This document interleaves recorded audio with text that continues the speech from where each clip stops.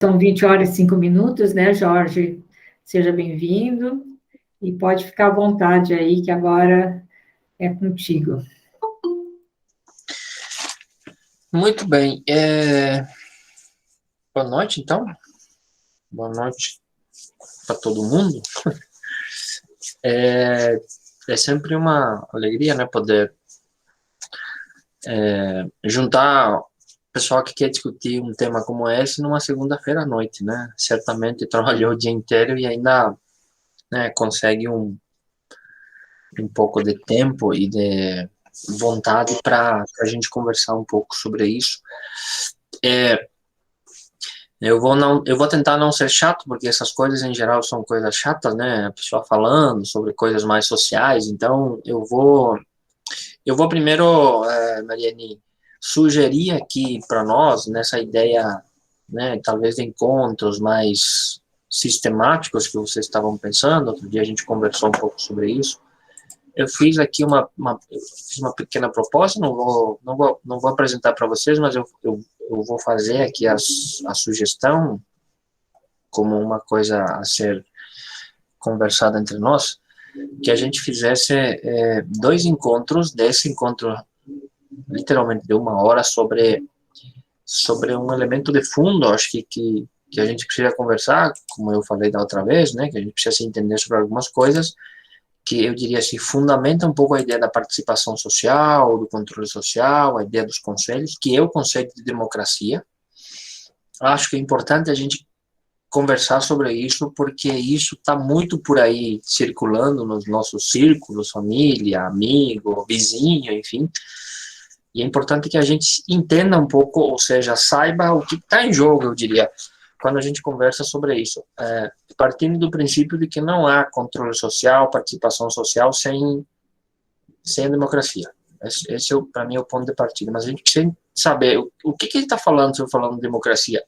Né? Talvez um pouco mundo muito ideal, mas enfim, é importante conversar sobre isso. Eu reservaria, Mariane, e os demais, dois encontros de uma hora sobre isso, porque tem vários elementos que a gente precisa conversar sobre isso, inclusive na ideia da interação. Depois, no terceiro encontro, eu talvez conversaria sobre o papel dos conselhos, e mais do que papel, conceitos e concepções sobre por que a gente está fazendo o controle social, por que a gente está falando de conselhos, o que tem a ver isso com, né, a gente podia estar assistindo uma novela, noticiário, mas a gente está indo lá nos conselhos, discutir, então por que a gente faz isso? Então, um pouco a ideia dos conselhos, isso no terceiro encontro, e no quarto, e depois a gente poderia ampliar, eu colocaria assim, bom, já falamos sobre os fundamentos, já sabemos o que é, né, a concepção, o que tem por trás da ideia dos conselhos, da participação social e assim por diante, e eu colocaria a ideia dos desafios, né,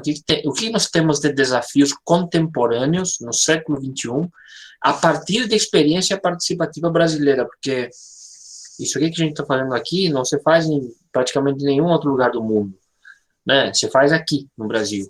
É aqui que a gente tem introduzido no conceito de democracia a ideia da participação social, e a gente tem feito esse exercício, essa tarefa, né, esse trabalho nos últimos 30 anos, de 88 para cá, sobretudo. Então, quais são os desafios que estão colocados para essa questão que está aí, né? Eu acho que isso é muito importante. O conselho está servindo para alguma coisa? Não está servindo. Então, precisamos reformular. Concordamos com aqueles que dizem que os conselhos da participação popular estão em crise. E por que eles estão em crise? Porque os movimentos também estão em crise. Que movimentos são esses que estão em crise? Né? Acho que isso joga um pouco luz para aquilo que a gente faz no dia a dia e nos coloca, inclusive, os desafios. E com isso a gente fecharia já 4 encontros, Mariane, dentro do período que vocês tinham pensado, talvez a cada 8 dias ou a cada 15 dias. Isso ainda vocês ficaram de conversar sobre isso, mas eu proporia isso de saída, assim, depois a gente pode ir ampliando conforme o tempo vai passando. Deixo isso como sugestão aqui, depois vocês também podem ir alterando, concordando, discordando, sugerindo outros temas para a gente conversar. Bom, primeiro, sobre o tema de hoje, e eu faria 2 encontros sobre isso. Por que 2 encontros? Porque eu acho que ele é um tema muito denso, é um tema complexo não, mas é um tema que tem bastante conteúdo e sobre isso a gente precisa conversar. Então, veja, o senso comum diz o seguinte: o que é democracia? Democracia é a vontade da maioria, né? Se a gente quisesse definir assim, muito rapidamente, a democracia é a vontade da maioria. Parece que a democracia é apenas essa ideia de que em qualquer situação em que a gente precisa decidir sobre alguma coisa num grupo, né, a gente faz a partir da decisão da maioria. E é isso que a gente, do ponto de vista procedimental, porque tem a ver com procedimento, a gente chama basicamente de democracia. Democracia é a vontade da maioria, 50% mais um é a maioria, embora a gente pode falar também em democracias qualificadas ou maioria qualificada, como é o termo utilizado, por exemplo, no Congresso Nacional, em que tem uma série de regras. Tem algumas propostas que passam pela maioria absoluta, que é 50% mais um, tem outras propostas que precisam 1/3 do Senado, do Congresso, e aí tem outra discussão sobre outros tipos e graus de democracia. Mas, no geral, a gente diz isso, democracia é a vontade da maioria. A maioria é o quê? 50% mais um. Tem um autor, um cientista político, o sobrenome dele é Dow, que diz o seguinte: o grande problema da democracia é o que a gente faz com os 49% que perderam na maioria, né? Porque 50% mais um, que é 51, já leva à democracia, né? Já é maioria, leva ao princípio democrático. O problema é o que a gente faz com os 49 que sobraram, né? Se fosse, digamos, no limite da maioria. E por isso a democracia teria falhas e a gente precisaria conversar melhor sobre isso. Os conselhos utilizam o mesmo princípio. O que a gente faz, às vezes, no conselho? Vai para votação. E o que faz na votação? Vence a maioria. E, em geral, é a maioria simples. A gente não tem o tal da maioria qualificada e tal, porque aí já entramos nas regras procedimentais. Então, essa também é a nossa experiência, essa também é eu diria assim, o critério que a gente utiliza, inclusive nos espaços participativos, em que a gente faz isso. E o que a gente faz com o resto, com aqueles que saíram perdendo?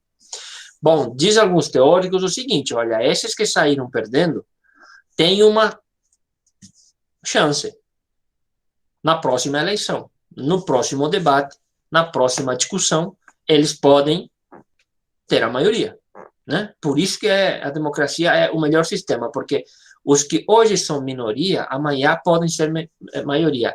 Agora, tem um detalhe: eles têm que obedecer à derrota. Eles têm que admitir que perderam. E admitir que perderam significa que, né, no caso das eleições, daqui a 4 anos, eles podem ter a maioria. Não é assim que funciona? Pode ser que um grupo político tenha por 10, 15, 20 anos a maioria da democracia, a maioria eleitoral. Mas depois eles podem não ter a maioria, né? E esses que perderam podem ganhar. Então, por isso, a regra do jogo é igual para todos. Enfim, tem a tarefa, o exercício de convencer. A gente vai para o Conselho de Saúde, vai uma proposta para construir uma unidade básica de saúde em algum lugar, e 50% mais um dos conselheiros concordam com isso, passou. Respeitou a regra democrática. Só que os outros não concordaram. Numa próxima discussão sobre isso, os outros podem conquistar a maioria. E aí estamos todos empatados e está ok, né? Isso do ponto de vista procedimental.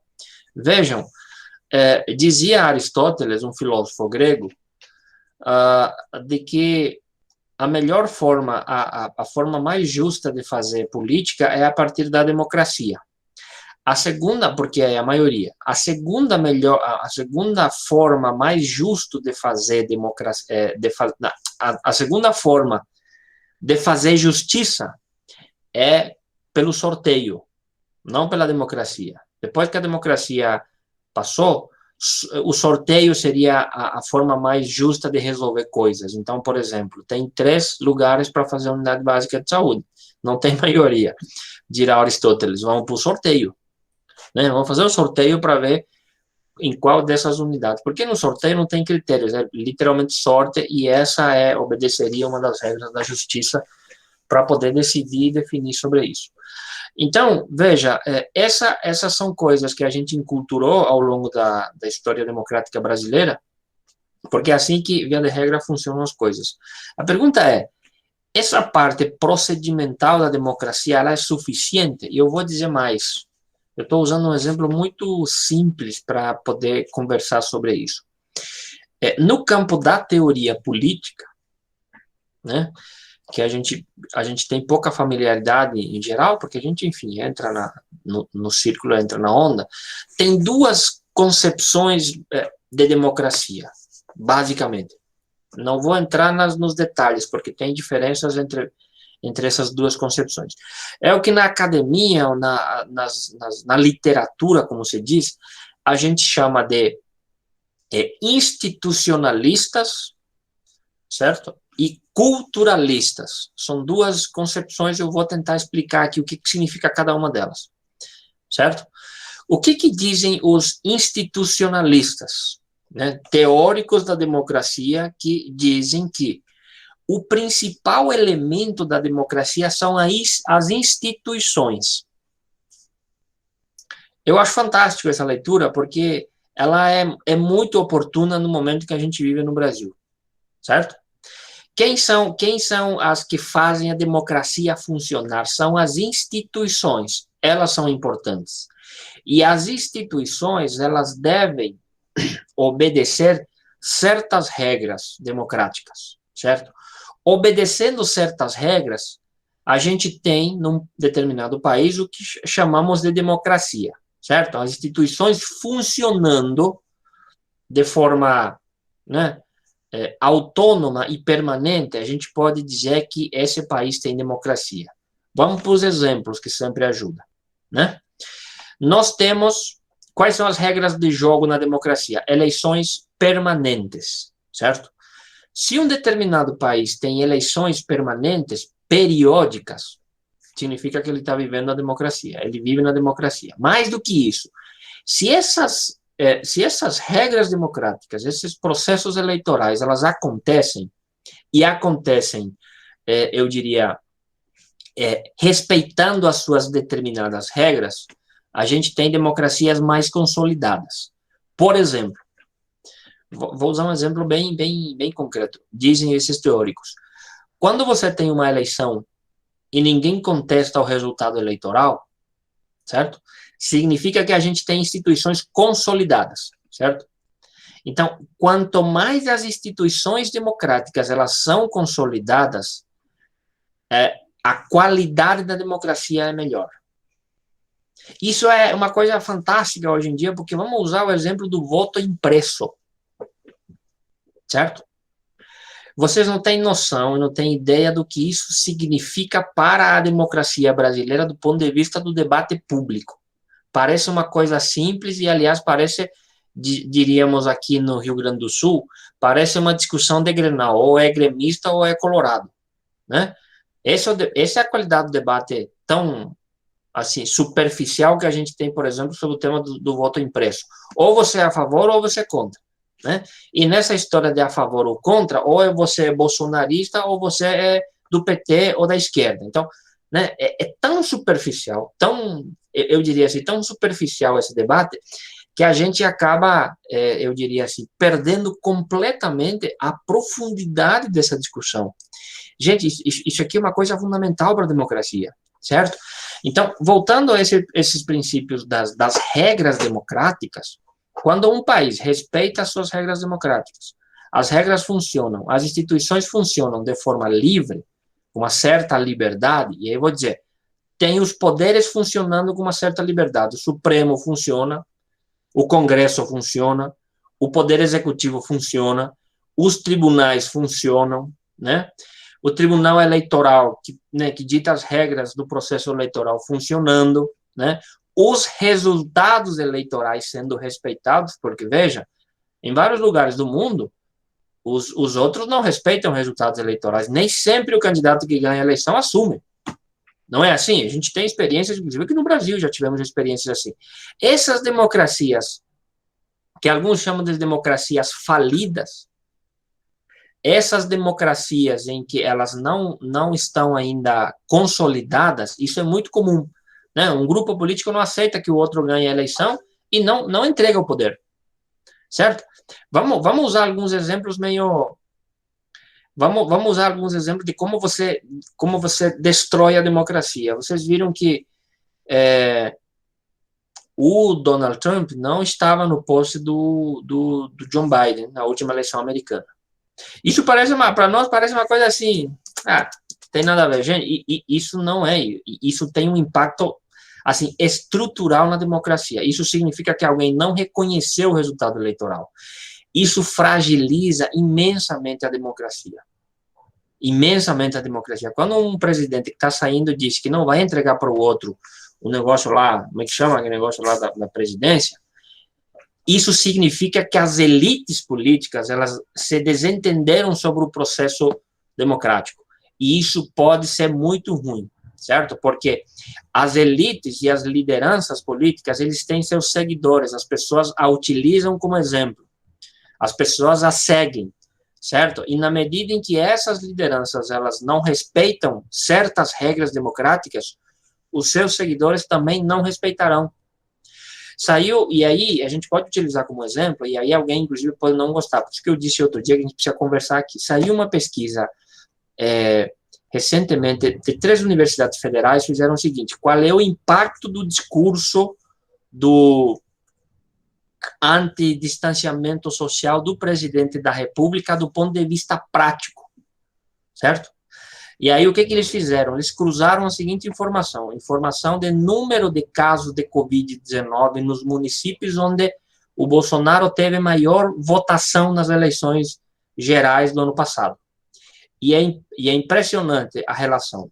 Nesses municípios onde ele teve maior votação e, portanto, ele tem mais intenção de voto, tem mais contágios de Covid-19 comparado com outros municípios do mesmo tamanho que esses.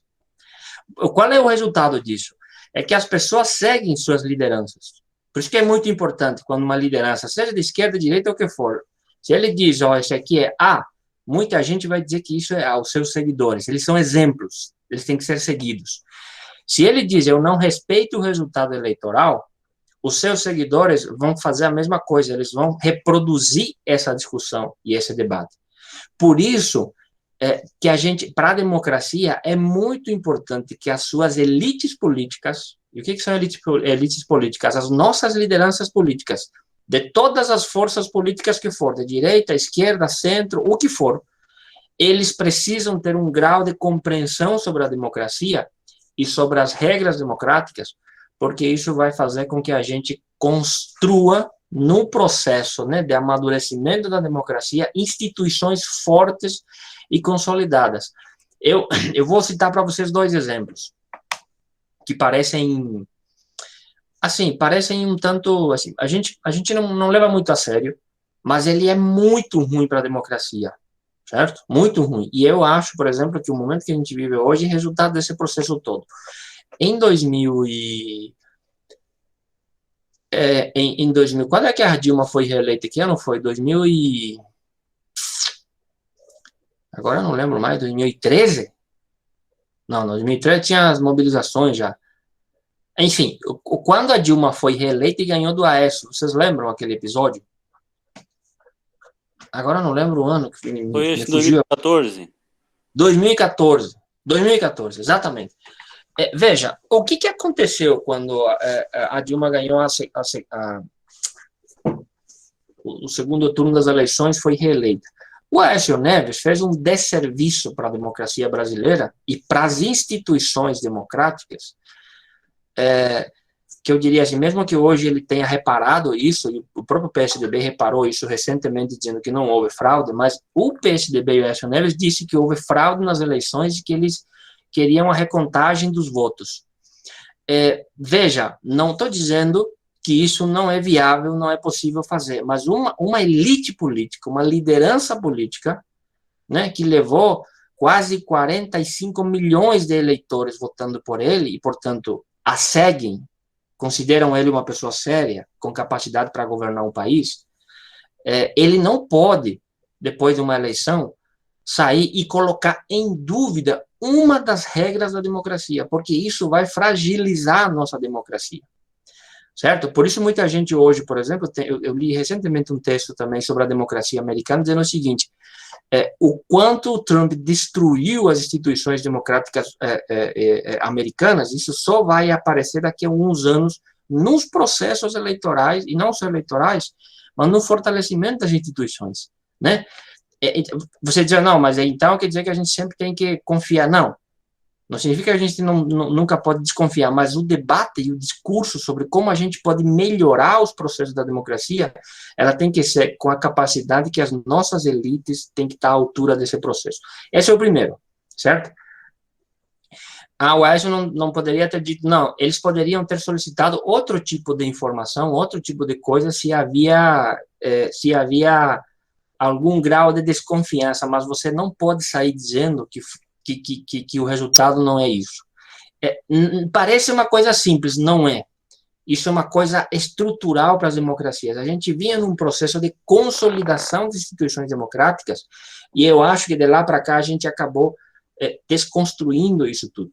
Eu vou chegar depois aonde eu quero chegar para vocês entenderem porque eu estou falando sobre isso. Então, esse é um primeiro elemento importante para mim. Um outro exemplo que eu vou usar, e acreditem, isso teve um impacto muito maior, inclusive, na democracia brasileira, foi em 2016, no impeachment.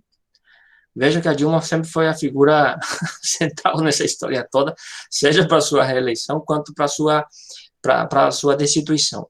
O impeachment da presidenta Dilma também foi, da maneira como foi feito, um desserviço para a democracia brasileira. Eu vou usar o exemplo, eu vou justificar essa minha fala. Vou dizer o seguinte: antes da eleição da Dilma, antes do impeachment da Dilma, que é uma coisa legítima, né, que é uma prerrogativa do Congresso, né? Aliás, não tinha como segurar uma presidenta com 5 ou 6% de aprovação e gente na rua, e isso é parte da democracia que tem que fazer, mas da maneira como foi feito, abriu no Brasil, né, uma onda de impeachment que a gente não via há muito tempo. Aliás, vocês são resultado do que aconteceu no governo federal. Vocês não impeachmentaram ali o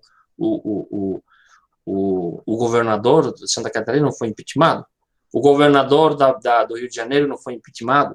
Vários prefeitos aqui no Rio Grande do Sul não foram impeachmentados. Vocês escutavam informações de impeachment de autoridades antes do impeachment da Dilma? Era muito raro isso acontecer. Raríssimo, porque o impeachment na democracia é uma ferida muito difícil de cicatrizar. Por isso que impeachment sempre é uma última solução possível na democracia.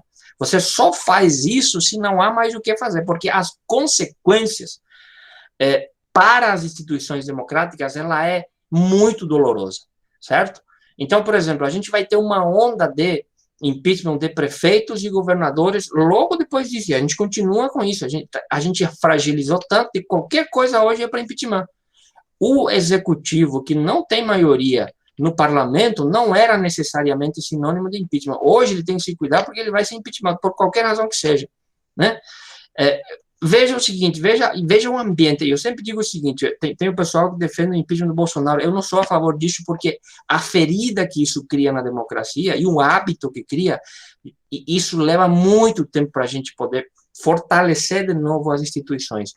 Vejam, tem mais de 200 pedidos de impeachment, porque pedir impeachment virou uma moda depois que a gente conseguiu fazer um deles, certo? Então, isso é muito ruim para as instituições democráticas. Vejam, e aqui eu vou colocar um terceiro elemento. Eu tenho escutado atentamente o argumento dos dois lados em relação ao voto impresso, por exemplo, e eu acho que dá para fazer as duas coisas juntas, né? Agora, da forma como tem sido debatido, e aí eu acho que os defensores do voto impresso têm feito um desserviço colocando em dúvida o processo eleitoral e, portanto, a democracia brasileira. Isso aqui, gente, para a gente reconstruir, vai demorar muito tempo, porque eu acho que o debate é muito raso em relação a isso. E a tendência é que daqui para frente a gente tenha discussões desse tipo muito mais frequentes. Por que eu estou dizendo tudo isso? É porque eu acho que a gente vem num declínio da democracia brasileira, né? Depois de termos avançado significativamente de 88 para cá, consolidando as instituições, certo? A maneira, por exemplo, como hoje a gente responde ao Supremo Tribunal Federal, que é um dos poderes, né, que é um dos poderes que tinha legitimidade, perdeu toda a legitimidade por uma série de razões, inclusive equívocos que eles cometeram, né? E então isso tudo acaba criando um processo muito perigoso de democracia que eu acho que a gente precisa entender e conversar melhor sobre isso. Então, essa é um dos lados da democracia. A ideia de que tem que ter eleições livres e democráticas de tempo em tempo. Quem ganha a eleição tem que assumir, e tem gente por aí dizendo que se for assim eu não vou entregar o poder. Por isso estou dizendo, isso é muito ruim. Isso é muito ruim para as regras da democracia, certo? Então, esses teóricos dizem o seguinte: tem imprensa livre, que pode falar o que quiser, sem ser incomodado, sem ser enquadrado em determinadas leis, certo? As pessoas respeitam os resultados eleitorais, as instituições de fiscalização funcionam com uma certa autonomia, fiscalizam os gestores, e há um debate público entre a elite democrática do país, né? Essas elites, quando eu falo de elite, estou falando dos dirigentes partidários, que são os que, né, moldam o rumo do país. Tendo essas instituições consolidadas, dizem alguns teóricos, a gente tem a democracia, e está resolvido. Um país é democrático e assim por diante, certo? Aonde que entra o conselho nessa história toda? Essa é a nossa história de ir lá, cada 30 dias, participar dos espaços de controle social e tal. Né? Esses teóricos não consideram esses elementos que eu estou falando aqui como sendo importantes para a democracia. Não, eles dizem que as regras são mais importantes do que a cultura, do que a participação. Esse é um primeiro elemento.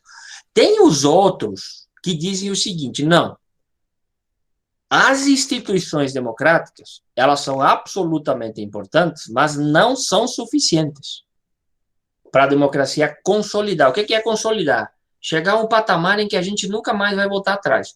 Eu estou falando tudo isso partindo do princípio que é o seguinte: aqui todos nós concordamos que a melhor forma de governo é a democracia. Né? Esse é o nosso ponto de partida. Eu imagino que aqui ninguém acha que a gente pode fazer qualquer outra aventura por aí que não seja democracia. Democracia é o nosso ponto de partida, não abrimos mão disso. Agora sim, nós temos que conversar sobre que democracia é essa. Bom, tem os outros que dizem o seguinte: é importante que o Supremo funcione, que o Executivo funcione, que o Legislativo funcione, que a imprensa seja livre, que o Tribunal Eleitoral funcione, que o presidente, governador e prefeito assuma o seu mandato quando ganha a eleição, que o que perde entregue o seu mando, certo? Que os resultados eleitorais sejam respeitados. Isso tudo é legal, importante, é fundamental. Agora, precisa de um outro lado para consolidar a democracia. Precisa do que eles chamam de cultura democrática. E é aqui que a gente entra. O que é uma cultura democrática? Tem uma pesquisa, tem um instituto latino-americano chamado Latinobarômetro, que anualmente faz pesquisa sobre o que os latino-americanos pensam sobre a democracia, o quanto eles seriam capazes de defender a democracia. Brasil é um dos países que tem menor apreço pela democracia. Isso é muito preocupante, certo? O Brasil é um dos países em que muitas pessoas dizem que qualquer sistema de governo seria melhor do que a democracia. Isso, obviamente, às vezes oscila, mas tem um número significativo. Esse número significativo de brasileiros e brasileiras que não têm apreço pela democracia, eles são capazes de ir para qualquer aventura, né? Inclusive para qualquer aventura ditatorial por aí, tanto é que não precisa nem pesquisa para ver isso, né? Tem movimentos por aí, na rua, inclusive, pedindo certas intervenções que, para qualquer defensor da democracia no século XXI, depois de 88, deve ser, no mínimo, um arrepio, né? De saber que as pessoas ainda acham que isso é possível.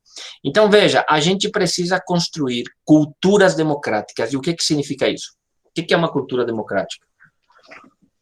Cultura democrática é aquilo que a gente faz para fora dos processos eleitorais. A cada 4 anos eu vou votar. Isso é simples de fazer. Mas eu tenho que fazer a democracia no cotidiano. Certo? E aonde que eu faço essa democracia? Eu faço isso no Conselho de Saúde, eu faço isso no sindicato, eu faço isso nos movimentos sociais, eu faço isso nas ONGs, eu faço isso nas igrejas, eu faço isso nas pastorais, nas associações de moradores, eu faço isso lá na Lion Club, eu faço isso nos partidos políticos, eu faço isso nas associações de categorias, nos espaços sociais das pessoas. É aí que você produz a cultura democrática. Que é o quê? É um debate entre as pessoas, entre os seus integrantes, é o respeito pela maioria, né? É o debate público de ideias, certo? Não é isso que a gente faz no conselho, a gente concorda, discorda, mas no final, né, tem que ter um processo de votação e vence a maioria, e a gente respeita essa regra da maioria, né? É assim que a gente faz nos conselhos de saúde. Por isso, e é por isso que eu estou trazendo esse elemento aqui para vocês, nessa nossa primeira conversa sobre democracia. Por isso que os conselhos de saúde, de assistência social, de educação, eles são absolutamente importantes para a gente fortalecer a democracia. E veja, eu estou falando aqui da democracia como se fosse um filho. Quem tem filho sabe o que é isso, né? A gente cuida tão bem dos filhos, protege, cuida, dá o melhor para eles poderem crescer, amadurecer, se fortalecer e ser alguém na vida. Não é isso que a gente quer e imagina nos filhos? É assim que eu imagino a democracia, que a gente tenha tanto apreço pela democracia que a gente cuide dela. E como é que a gente cuida? Criando processos democráticos, certo? E aí tem os mais radicais dizendo o seguinte: nós somos democráticos na nossa casa, a nossa família é uma família democrática. E veja, por que eu estou falando isso?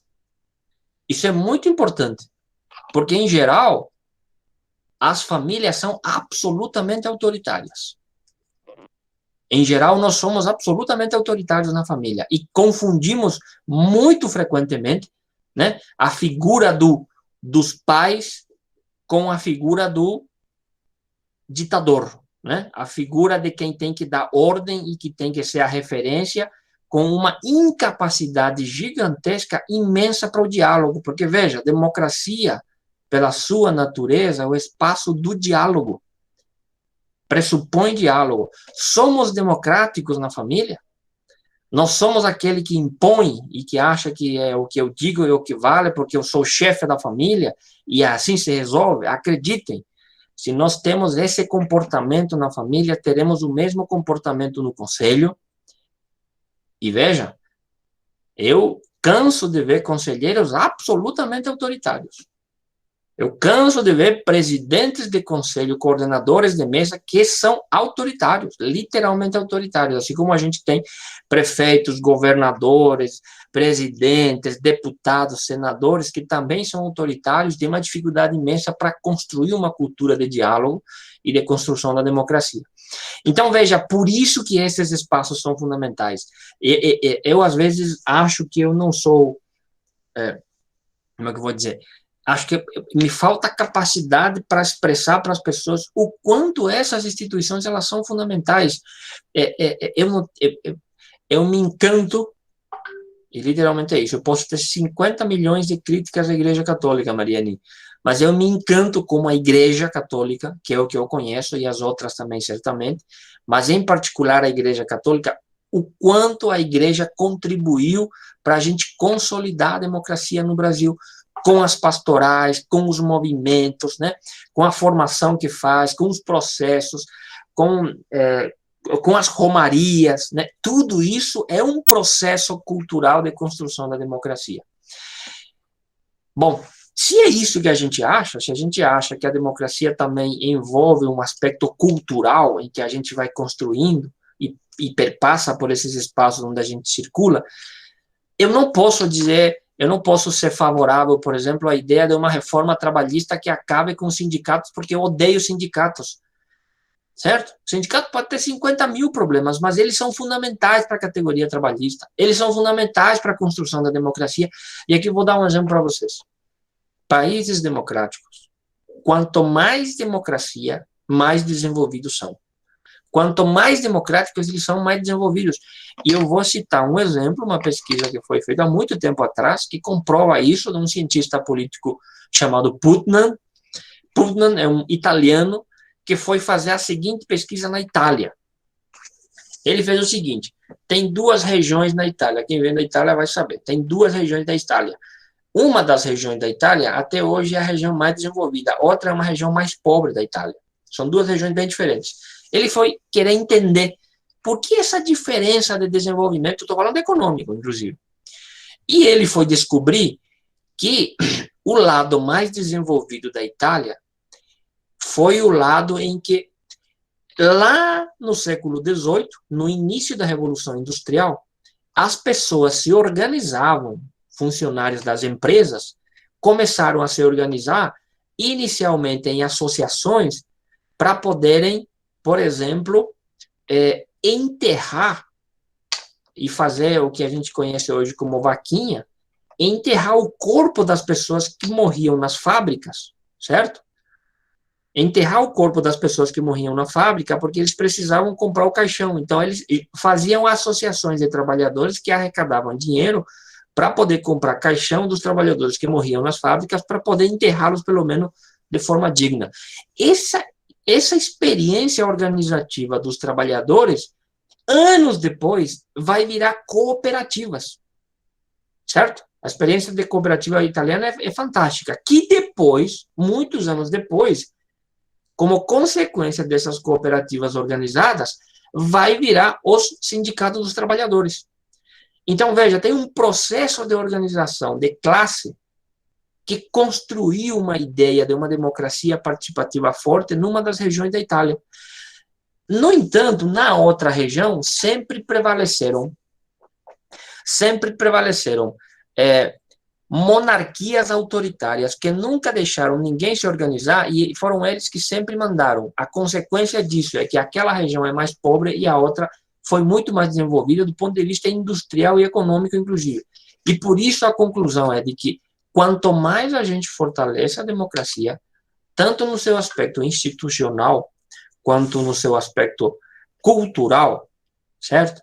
Por isso, eu sempre digo o seguinte, mandem seus filhos, seja para jogar futebol, seja para fazer parte lá sei lá, de qualquer coisa de juventude, de organização, onde eles se juntem, onde elas precisam conviver com os outros, onde eles precisam fazer decisões coletivas, né? Mandem seus filhos para esses lugares. Essas são escolas da democracia e esses nossos filhos que passam por esses processos coletivos, jamais, quanto adultos, serão contra democracias, serão contra instituições democráticas. Elas entenderão, e é isso que as pesquisas mostram, os estudos mostram, elas entenderão que democracia é o aspecto fundamental da organização social, certo? E é lá que a gente resolve as coisas. Eu vou terminar, porque aí a gente vai voltar a conversar sobre isso daqui a uns dias, depois eu vou abrir aqui, eu queria muito saber a opinião de vocês. Vejam, vou usar um exemplo que virou moda no Brasil, e para mim, são consequências desse debate que a gente está fazendo aqui.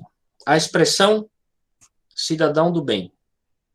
Inclusive, a gente, às vezes, ingenuamente, repete isso. Não existe cidadão do bem.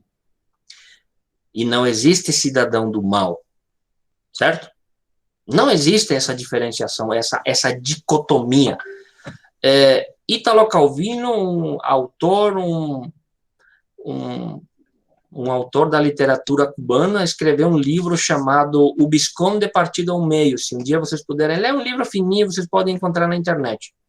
Ele escreveu uma obra fantástica chamado O Visconde Partido ao Meio. E ele vai mostrar nesse pequeno texto de literatura que o bem e o mal vivem dentro de nós o tempo todo. O tempo todo, certo? Como dizia aquela sabedoria indígena, quando perguntaram ao índio, dentro de mim existe o bem e existe o mal? E o índio respondeu sim, existem os dois. E aí o outro pergunta, e quem que vence nessa luta entre o bem e o mal? E aí o índio, na sua sabedoria, disse, vence aquele que você alimenta mais, certo? O ser humano é uma mistura do bem e do mal. Não existe do bem, não existe do mal. Enfim, isso é tão absurdo que hoje a gente discute, por exemplo, tem que armar o cidadão de bem. eu não consigo entender, literalmente. Às vezes eu converso com algumas pessoas, como é que eu vou dizer, uma contradição performativa que a gente chama na literatura, que é impossível de entender. Então, veja, essa história do cidadão do bem é impressionante.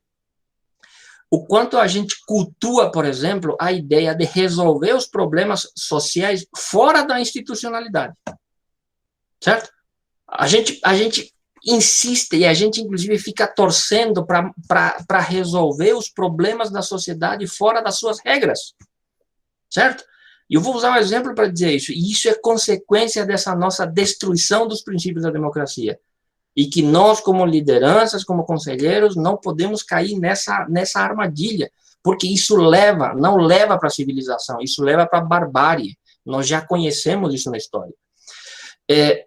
Essa história, eu estou usando expressões que são absolutamente polêmicas e eu quero muito ouvi-los. Essa ideia, por exemplo, do CPF cancelado. Parece uma coisa legal até, mas isso é a barbárie, isso não é civilização, isso é barbárie. Porque quando alguém não respeita as regras da democracia, certo? Quando alguém não respeita as regras da convivência social, tem um negócio que a gente inventou lá no século XVIII para resolver esse problema, certo? E Michel Foucault, um filósofo conhecidíssimo, nos explicou assim, longamente, para que essa instituição serve, que são os presídios. Se alguém não se resolve socialmente, vai no presídio e ele vai passar o resto da sua vida lá, certo? Mas a gente prefere matar. E a gente vibra com a morte. Esse é o pior. Nós vibramos com a morte. A gente aplaude o sangue. A gente aplaude a morte. E quando a gente chega ao patamar de aplaudir a morte, estamos à beira da barbárie. E quando a gente desconstrói instituições, quando a gente não respeita os princípios, não respeita as regras, e a gente quer resolver por conta própria, né, na bala, matando aqueles que desrespeitam a convivência humana, estamos na beira da barbárie. E eu acho que esse é o momento que a gente vive. Por isso, veja, esses espaços participativos que a gente está hoje, elas são absolutamente fundamentais. Eu não estou nem entrando aqui do quanto isso ajuda para o Sistema Único de Saúde, para a educação, para não sei o quê, que é outra discussão que a gente vai ver em outro momento.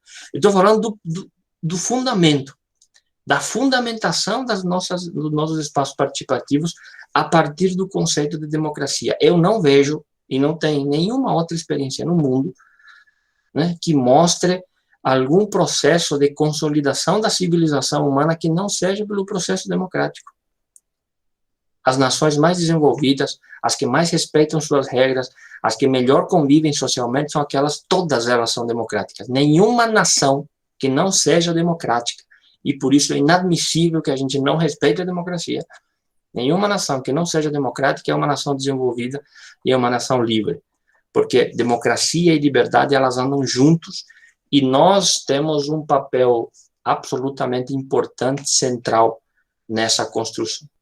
Então, eu queria trazer, veja, não parece, mas enfim, eu acabei falando muito, mas eu queria trazer só esses elementos. E a pergunta para mim que fica é o seguinte: a gente concorda com isso? Certo? E se não concordamos, até onde é possível construir algum acordo sobre isso para a gente poder avançar em relação a isso? Porque a gente tem participado na área da saúde, em vários processos formativos no Brasil inteiro. Eu vou dizer para vocês, é assustador o pensamento das nossas lideranças comunitárias, sociais, pastorais, e assim por diante, em relação a esses elementos que eu trouxe aqui. E eu acho que a gente, por isso, precisa conversar sobre isso. Eu insisti com vocês nas 2 vezes que a gente conversou. Tem certas coisas sobre as quais a gente precisa falar, e sobre os quais a gente precisa conversar. E eu acho que um desses elementos é exatamente isso. O que a gente entende, afinal de contas, por democracia? É sair resolvendo as coisas por aí, fora da institucionalidade, fora das regras democráticas, fora das regras da convivência humana? Isso é democracia? Bom, se isso é democracia, eu, fraternalmente, eu vou discordar profundamente. Agora, se não é essa, e são esses processos que a gente constrói aqui nos conselhos, nas nossas convivências, das nossas associações, nas entidades que a gente representa, são esses os espaços em que a gente vai consolidar a democracia, Aí sim, acho que é uma discussão importante para a gente fazer.